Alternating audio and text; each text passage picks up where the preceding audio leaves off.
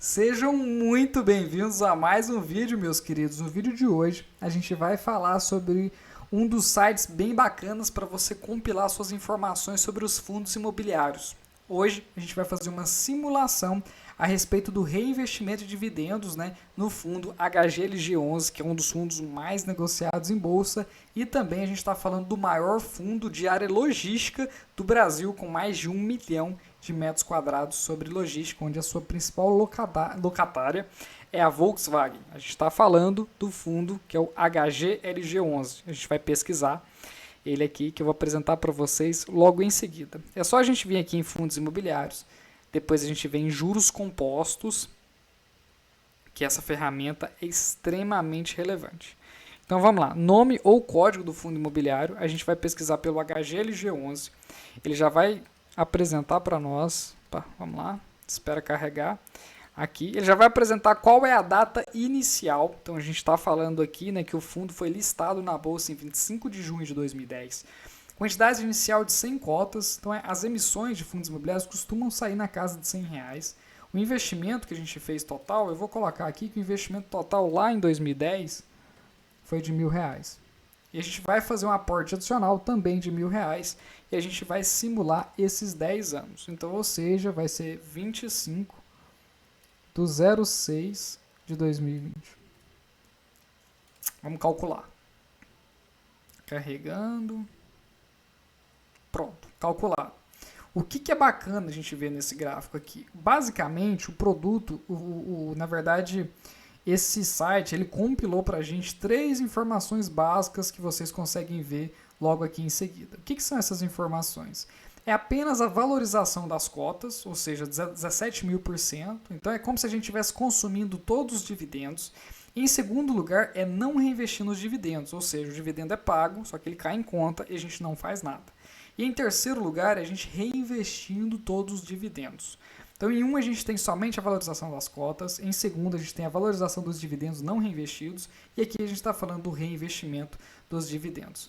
Então, um ponto que é interessante é a gente poder olhar aqui, quando a gente está falando de reinvestir nos dividendos. O que é bacana da gente entender?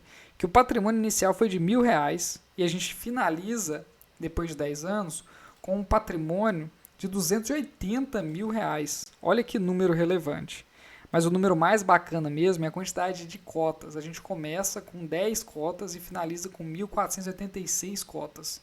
Hoje o fundo está pagando R$ 1,10 por papel, então a gente receberia aproximadamente mais de R$ 1.600 através do reinvestimento das cotas. Então o valor de aporte foi de R$ 114.000. Perceba que R$ 114.000 viraram R$ 280.000 de reinvestimento no período. O yield on cost, o que significa isso? O dividend yield, na proporção que a gente pagou os papéis, começou em 0,5% e finalizou, esse valor é ao mês, viu pessoal? 115% ao mês.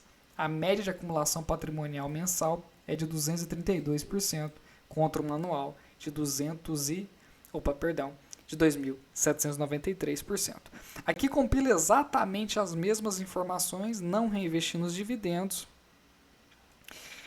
Aqui mostra mês a mês quanto que ia ser essa proporção da ferramenta paga, E também aqui não está mostrando somente a valorização das cotas, Porque basicamente seria apenas a gente reinvestir R$ 114.000 e ter como valorização, cerca de R$ 179.000.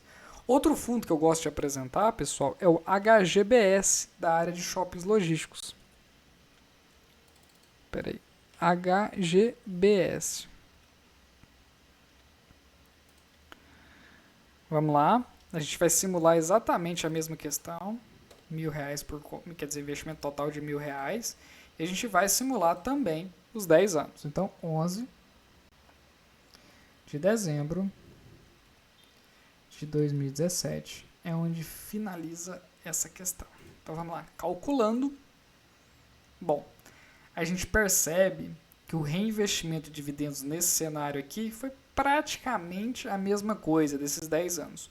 Em um a gente está falando de um fundo de logística e em outro a gente está falando de um fundo ligado a shopping centers, como é o caso desse fundo que a gente está falando agora, do HGBS. Então perceba a diferença da valorização das cotas apenas, de não reinvestir os dividendos e de reinvestir os dividendos. Então a gente está falando que R$ 100 nesse caso virariam cerca de R$ 17.000 23 mil contra 28 mil reinvestindo os proventos. E aqui tem um yield on cost, que é muito interessante de ser observado pelo investidor, que é basicamente começa em 0,95% ao mês, ele finaliza em 122% ao mês. O que isso significa dizer? Que a gente aportou mais ou menos R$1.000 por mês nas cotas e hoje a gente recebe aproximadamente R$1.300 por mês apenas em dividendos. É onde o dividendo já superou o valor de aporte. Outro fundo que eu gostaria de mostrar para os senhores é o VRTA11, que eu vou mostrar que tem uma característica específica de um fundo de papel.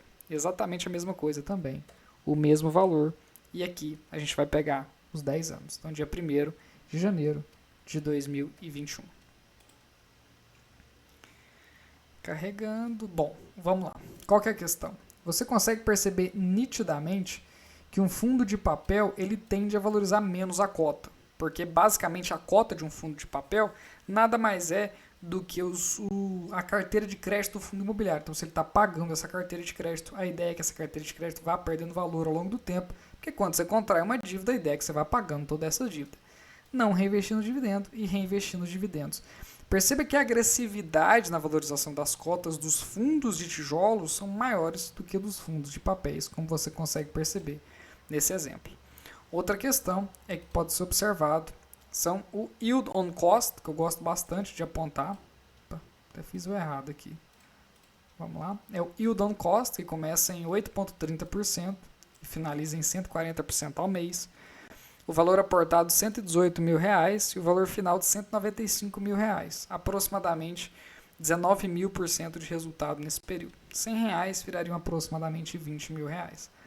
Qual que é a grande questão?